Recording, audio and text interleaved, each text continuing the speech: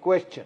Okay, let One Victor strategist take to that. another. You made a number of points there. Victor, see, that was General Bakshi's point of view, and I think pretty much he's laid it out there for you. So your turn to respond to that.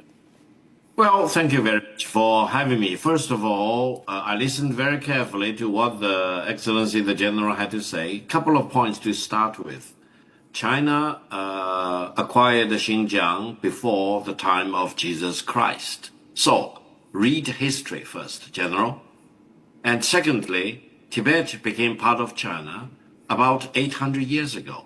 Again, read about history. When you talk about invasion of Tibet, it's not done by China. China and Tibet became one country about 800 years ago. That's the basic historical facts you need to study. I know you study the military, but studying military without historical context will not make you a great military leader. That's the first point. The second point, you talked about China and Pakistan. China-Pakistani friendship and cooperation are established on solid rocks. It will never be shaken by any force in the world. So no country in the world should second guess China-Pakistani solidarity and friendship and brotherhood and sisterhood. And such brotherhood and sisterhood did not just start in May 2025. It started quite a few decades ago.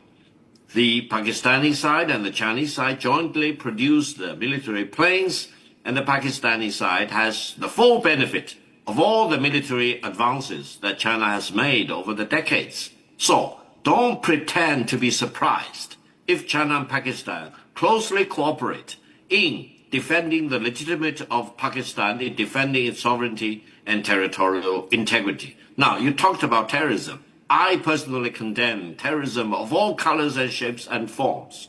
And we need to deal with the fundamental reasons for terrorism. But whenever there is a terrorist attack, you cannot just jump the gun and jump to the conclusion that accusing a certain other country as sponsoring the terrorist attack. Let's deal with the terrorist attacks as they are and get to the bottom of that by exhausting all investigation and inquiry before you will be justified to take military actions. From the Chinese perspective, taking military action is always a matter of last resort rather than a first resort. And I think it will be completely unjustified for India to jump the gun and to attack another country by claiming that Victor, that country is behind whatever terrorist attack that may have happened. Victor, if I may just